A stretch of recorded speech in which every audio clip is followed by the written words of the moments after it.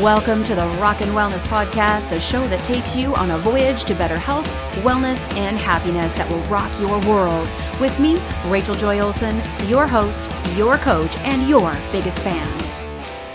Hello and welcome to episode 8 of the Rockin Wellness Podcast.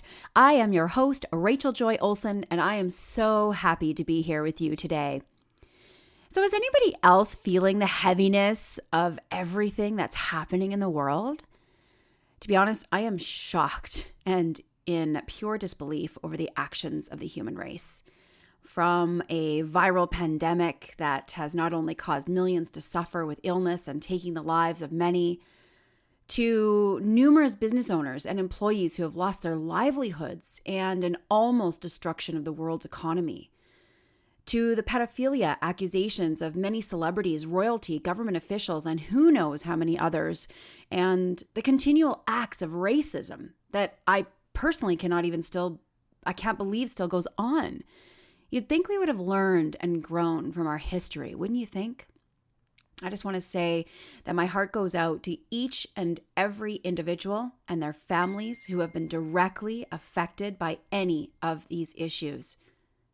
But these issues touch all of us. These are issues that demand our attention as human beings. I am feeling embarrassed to be part of this human race, knowing that so many negative acts occur, and I know many people are feeling the same as I am, sad for what's happening and fearful for our future. That's why I wanted to record this session's topic today. Fear, anxiety, and insecurity run rampant in today's society, and unfortunately, these negative emotions and feelings hold us back from doing the many things that we want to accomplish in our lives. These feelings can be paralyzing, but the good news is today you will learn how to release or at least reduce these negative and heavy feelings so that you can develop a greater sense of peace and stability in your life. Let's start today's discussion by defining fear and then move on to some action steps you can take to help release this fear. The definition of fear is an emotional response induced by a perceived threat, which causes a change in brain and organ function and behavior. Fear can lead you to hide, run away, or to freeze, become paralyzed and unable to do anything. It can cause anxiety and insecurity. Fear may arise from a confrontation, or from avoiding a threat, or really in the form of a certain discovery of some kind. Fear is certainly real and necessary when you are confronted with some form of immediate danger to your life or well-being, such as being chased by a bear in the woods or coming face to face with someone pointing a gun at your head and threatening your life.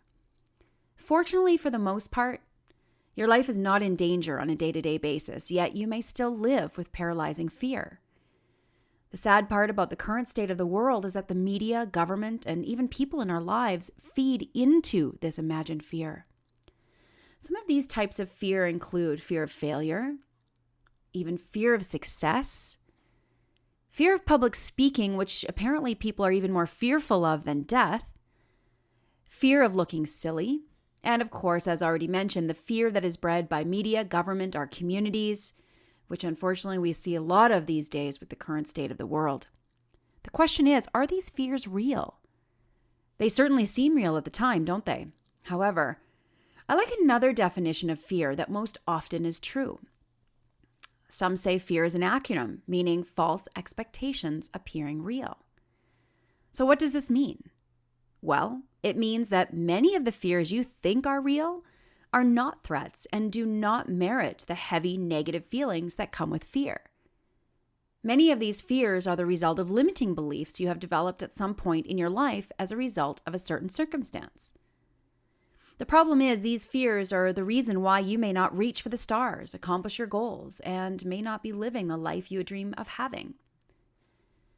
Fear is not a product of your life. It is the result of a hallucinating mind, some will say, and believing something bad will happen in the future without knowing that it actually will. But we can't predict the future. We don't know what's in store. All we can do is live in the moment. Live for the now as much as you possibly can, and fear will start to diminish. This will then allow you to get on with what it is you want to do, leave everything else in the past, and be excited for the future as it comes. Think about it this way. What's the worst that can happen? Yes, in some cases, we absolutely could die. We're all heading there at some point. But guess what? While we're alive, why not enjoy life while we're here? Some of the most successful people in the world speak about fear and how they overcame it. And, I often think about fear when I'm trying to reduce my own fear. I like to look at a list of some of my favorite quotes. First one's from Mark Twain. Do the thing you fear the most, and death of fear is certain, right? When we face our fears, it usually goes away. Another one from an unknown author. If you live in fear of the future because of what happened in your past, you'll end up losing what you have in the present. I mean, how true is that? I've experienced that myself, right? So worried about what's going to happen, in the future, which we cannot control, and not appreciating what's happening, the good moments that are happening in the present moment. Another one by Stephanie Malish. Fear is an idea crippling, experience crushing, success stalling inhibitor inflicted only by yourself. Very true. One by Joyce Meyer. When fear comes knocking at your door, send faith to answer. So have faith that everything will be okay. So have you ever not done something because you were scared to fail? I know I have. Have you thought of not doing it all because, you thought, not doing it was better than failing? I can't tell you how often I've felt this way and have had to work really hard to get over it. And that's why I really want to help you today to get over this feeling of, I would rather do nothing than fail. This perfectionist personality, unfortunately, will prevent you from accomplishing your goals and being happy. And I know this firsthand. Many successful people, in the past, before you, have failed time and time again, yet they say it was because their failures that they were successful. Here's some of my favorite quotes about failure. From Jack Canfield. Don't worry about failure. Worry about the chances you miss when you don't try. An unknown author. In order to succeed, you must first be willing to accept failure. So true. By Henry Ford. Failure is the opportunity to begin again, only this time more wisely. Unknown author. The one who falls and gets up is so much stronger than the one who never fell. And finally, from Winston Churchill. Success is not final. Failure is not fatal. It is the courage to continue that counts. Those quotes just really resonate with me. I hope they resonate with you. So to release your fears and reach your dreams, these 4 tips may help. So these tips come from Dr. Lisa Rankin's book, The Fear Cure, which I invite all of you to read. It's such an amazing book. So Lisa, spelled Lissa, Rankin, Rankin, the book, The Fear Cure. I'll put that in the show notes for you. But number 1, she says, uncertainty is the gateway to possibility. This means that even though you embark on a journey into the unknown, you never know what doors of possibilities come your way just for having the courage to take the first step. Number 2 point from Lisa Rankin is loss is natural and can lead to growth. This means that life is about loss, but every time you lose something or someone, you learn a valuable lesson that you can grow from and be better next time. Number 3, it's a purposeful universe. This means that everything happens for a reason. I'm a huge believer in this. And even though you might not know why something is happening at the moment, the reason will come clear to you one day and you will be grateful for it. The best thing you can do is trust that everything will work out as it is supposed to. This is something that I've absolutely embraced as much as possible in my life. I mean, as many of you, I've suffered a lot of loss and failure, and I've often wondered, why is this happening to me? Like, what is going on? And then over time, I finally realized, that had to happen so that I could get here. And here is much better than if I would have stayed there without the failure. Okay, so number 4, we are all one. What Dr. Lisa Rankin means by this is that every person is connected in some way. So take comfort in knowing we are all on the same journey, but we're just on a different path. So as we move on from these tips, as a yoga instructor, I often speak to my students about the chakras. The chakra system originated in Indian Vedic texts, which are the most ancient scriptures of Hinduism between 1500 and 500 BC. Each chakra is an energy center and bundle of nerves that correspond to specific organs and as well as physical, emotional, psychological, and spiritual states of being that influence all areas of your life. It is believed that when chakras are open and aligned, the energy through the body is able to flow with ease and results in a more positive state of being. The reason why I bring this up as we talk about releasing feelings of fear, anxiety, and insecurity is because the first of the 7 chakras, which is the root chakra, is the energy center located at the base of the spine and is thought to be the foundation that helps you feel grounded, connected, stable, and safe. Opening this chakra energy center will give you the solid foundation, much like a house, to build upon the other 6 chakras and live a more purposeful and fulfilled life. This chakra, the root chakra, relates to the things in your life that ground you and keep you feeling safe, such as having enough food, water, shelter, and the ability to let go of fear. When you have enough of each of these things, it's much easier for you to release worry and live your life. This chakra, the root chakra, is represented by the color red, the sound mantra of Lam, L-A-M, the sense of smell, and the element of earth. When there is an imbalance in the root chakra, you will likely experience these emotional effects: anxiety, fear, sometimes nightmares, eating disorders, greed, illusion, insecurity, negativity, cynicism, or sometimes even paranoia. An imbalanced root chakra may also be associated with physical problems in the following areas of the body, such as the legs, the feet, rectum, tailbone, immune system, male reproductive parts, prostate gland, degenerative arthritis, knee pain, sciatica, and constipation. But on the other hand, when the root chakra is open, you will feel completely supportive, safe, you will have less anxiety, and feel a sense of connection and be more grounded to the earth. Now, to balance this chakra, it is important to do a lot of self-care and remind yourself daily that you have a right to be here in this physical form. Now, some of the things that you might choose to do to help balance or open the root chakra are things such as engage in more grounding and earth-related activities such as gardening, hiking, and cooking healthy meals made from fruits, vegetables, and grains grown fresh from the earth. That is why when you're outside breathing in the fresh air, maybe hiking, or even just simply walking the dog, we can feel a lot better, a lot happier, and a lot more at peace. Stay off of or reduce your time spent watching the news or scrolling through social media. Unfortunately, these mediums are a breeding ground for fear, anxiety, and insecurity, and especially these days. Surround yourself with positive and supportive people. Surround yourself with earth colors and objects that remind you of nature or make you feel safe and secure. So perhaps in your home, paint the walls in earthy colors and surround yourself in things that remind you of being in nature, maybe plants, maybe some, beachy pictures or pictures of forests. You could certainly practice yoga postures that are specifically related to the root chakra, such as forward bends, reclining bound angle, and warrior two. Do exercises such as Kegel exercises, where you draw in the pelvic floor, hold for a few moments, and release. Or what's called Bandha yoga, where you lock or tighten certain areas of your body, hold, and release. You could also choose to place gems such as garnet, red jasper, black tourmaline, and bloodstone on the root chakra to help open and align it. Use a variety of essential oils, which are some of my favorites, such as angelica root, benzoin, cedarwood, frankincense, myrrh, oak moss, patchouli, spikenard.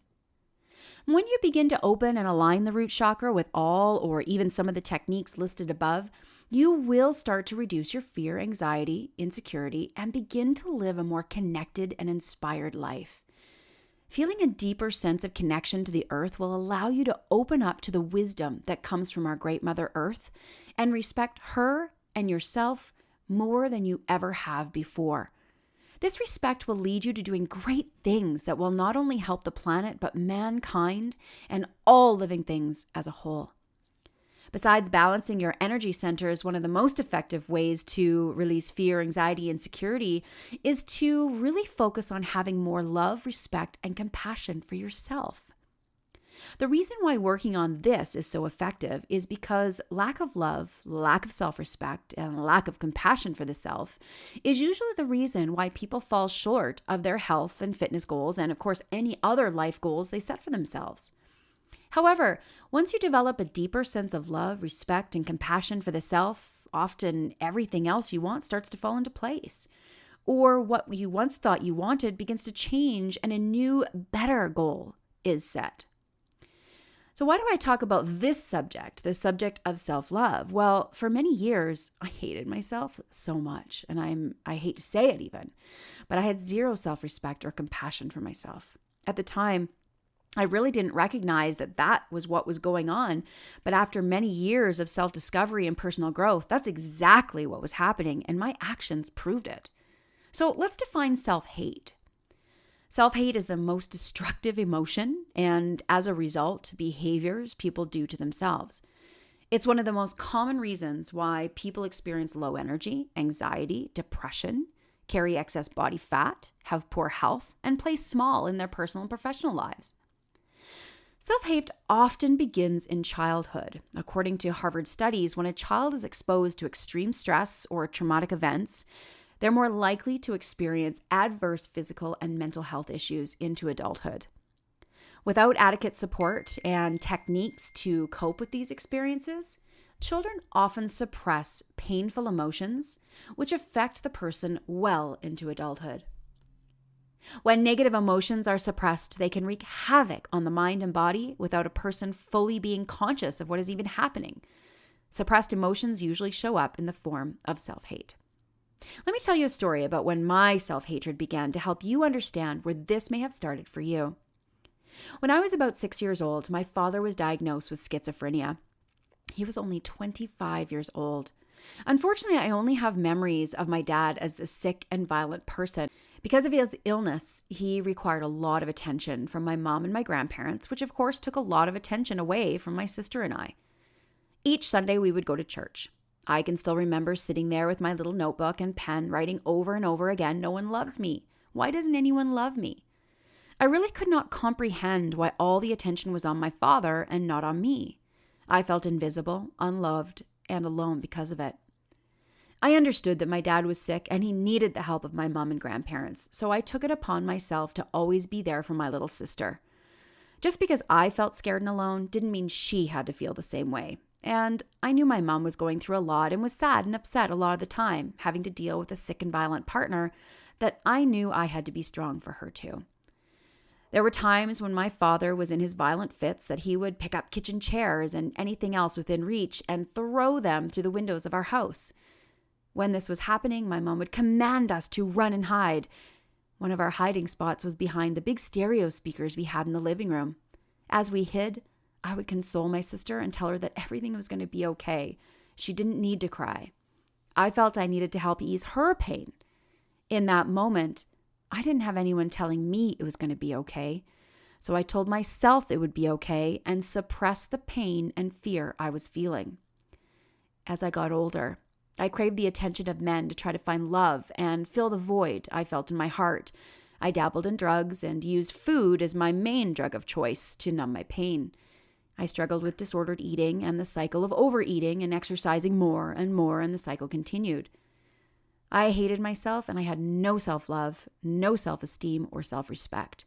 However, I hid it quite well. I would never show to an outsider how much pain I was feeling on the inside. I didn't like feeling that kind of vulnerability, and I didn't want people to know I was sad or scared. As a result of this suppressed pain, when I got older, I experienced massive anxiety and panic attacks, low energy, difficulty losing weight, and I had little self-respect, self-esteem, or self-confidence. You might not even realize that you have hateful emotions toward yourself. I know I didn't until I was in my 30s or 40s. That is why I want you to take a look at some of the ways self-hate may be showing up in your life. Some acts of self-hate that you might be able to recognize in yourself include things like overeating unhealthy foods such as sugar, fried, and fast food. Hating yourself when you look in the mirror. Having negative thoughts about yourself or others. Excessive drinking, taking drugs, or smoking. Punishing yourself with excessive exercise or lack of exercise. unsafe or excessive indulgence in sexual activity, lack of self-respect or self-esteem, showing cruelty or hate towards other people and animals, or contributing to the destruction of the planet. The ego works hard to protect us from negative experiences and often buries things so deep that we don't even know they're there. If you're like me, you might start to suspect something is going on, but you have no idea what it is that's holding you back from achieving your best health, losing weight, and stepping up to your greatest potential in life. After many years of therapy and working with a variety of different business and spiritual coaches, I was finally able to figure out what it was that was holding me back in my own life. I really had no idea that subconsciously I was still carrying around the feelings of being unloved as a child, and as a result was fulfilling this belief with my own acts of self-hate. After much self-discovery, dealing with and releasing negative emotions, I am now better able to tune in and listen to what my mind and body needs. It's easier to maintain a healthy body weight by just naturally choosing healthy, whole food plants to eat. I choose to exercise in ways that keep me fit and strong rather than beating myself up with exercise that breaks down my body. I now practice yoga regularly to stay connected to a higher consciousness and relax my mind and body. And I have deeper connections and relationships with others and a new business that's growing every day. I continue to attract new clients who I love to help and watch transform into the people they know they can be. I now know that every action I make or, the people I speak to make is either an act of love or hate towards myself and can now consciously make the best choices for my life. However, until we allow ourselves to recognize the limiting beliefs that are holding us back, we will not be able to act in ways that allow us to move forward and see the results we desire. So let me help you get started in this process, just like I would if you were sitting down with me one-on-one like I do with my clients. I want you to start to look at an area of your life where you are struggling. It could be 10 different areas of your life, but just maybe pick one to start. And start asking yourself a series of questions about your current state, which will give you an idea of where you might need to start. For example, if you are someone who is experiencing poor health or struggling to lose weight, take a look at your behaviors and ask yourself some of these questions. Number 1, do you overeat when you feel sad, angry, or even happy? This overeating might mean that you're feeling sad or lonely or unloved and you're just trying to fill the void. Number 2, do you choose to eat foods that you know aren't good for you, such as fast food, processed food, and too much saturated fats? Number 3, do you work out excessively to try to lose weight? Number 4, or do you work out not enough because you feel it's a lost cause? Number 5, do you ever feel pain in the body and know you have some sort of injury but push through it anyway rather than getting it looked at and cared for? These are just some examples of some questions you can ask, but just remember, every choice you make is either an act of self-love or self-hate. To recognize the intent behind your choices, take a moment to decide if your choice will take you closer to or further away from your goals. If your choice has a negative consequence, such as harming your health and well-being, it's likely an act of self-hate. And something is going on. There could be something you're not even recognizing that's been pushed down or just kind of wants to come up. If your choice will enhance your health, on the other hand, or take you closer to your goals, it's likely an act of self-love. When you begin a daily practice of self-love, you will notice a huge transformation in your body, mind, soul, and life as a whole. When you have self-love, you will likely just naturally eat better. You will then, in turn, gain better health and lose weight. You will notice that you'll just be a happier, more content person. You might find that you're a better parent, a spouse, or friend. It'll be easier for you to step into your true purpose and maybe find a career you love. You will have more compassion for humans and all other living things. You will be better able to help and serve others in positive ways. You will make a difference in the world and so much more. So what can you do now? You can enhance your self-love with some of these simple practices. Number 1, spend time in meditation. Every day, take time to be still and silent and see what memories or thoughts come up. When they do come up, recognize them, feel the feelings, forgive yourself and everyone involved, and let it go. This time in meditation can also be an opportunity just for you to ask your inner self, what do I need to know? What do I need to know from you to move forward? It's a question I often get my clients to ask, and I ask myself all the time. Number 2, look in the mirror. Each day, look at yourself with love, respect, and admiration. Tell yourself that you love yourself and that you, your body, your mind, and soul are amazing, complete, and whole. This daily practice is a powerful and transformational technique. Number 3, eat whole plant-based foods. Plant-based nutrition will nourish your body so you can shed excess weight, gain strength, have better health, more energy, and clear thoughts. Eating this way will also allow you to no longer contribute to the destruction of the planet or animal cruelty and suffering.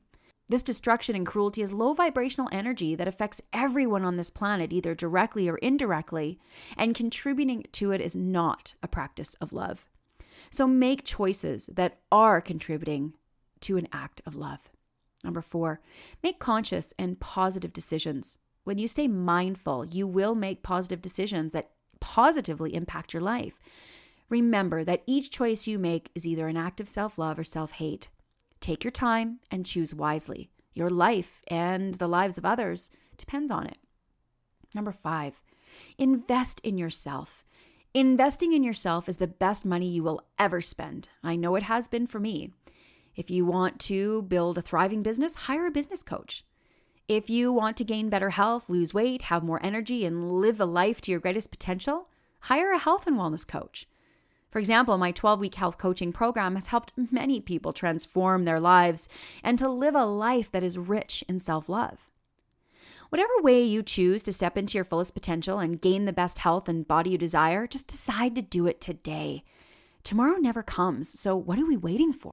Before I end for today, here is a simple activity you can do to help you release your fear, your anxiety, and insecurity, and start stepping into self-love, respect, compassion, and confidence. Action step number 1, make a list of all the things in your life you have wanted to do, but didn't do because you thought you would fail or were too fearful to try. And just notice, what were you scared of? Now, also take a look, is there anything on that list that you feel you could have the courage to just try? Give it a go. What do you have to lose? Number 2, make a list of all the things you have done but failed in some way or another. And take a look at how did this experience make you stronger or smarter? In other words, what did you learn from your failed attempts? Because we always learn something from failure. Okay, and number 3, final one, make a list of the things you want to accomplish in your life and how you will push through your fears to accomplish them. So write everything down. Notice what comes up, what fear, what challenge, what obstacles, and then write down how you can push through all those. Remember, everything you want is just on the other side of fear. So get out there, step into the fear. Don't be afraid to fail. Be bold, dream big, and live the life of your dreams. Until next time, my friends, keep rockin' your wellness. Thanks for joining me on this episode of the Rockin Wellness Podcast. Make sure to visit my website at www.rjowellness.com, where you can subscribe to the show and check out all the show notes. While you're at it, if you found value in this podcast, I'd appreciate a rating on iTunes, or if you'd simply tell a friend about it, that would help out too. You may choose to join the R.J.O. Wellness community to take advantage of the freebies, courses, and coaching that will take your voyage to the next level, or support this podcast with your monthly membership. Until next time, my friends, keep rocking your wellness.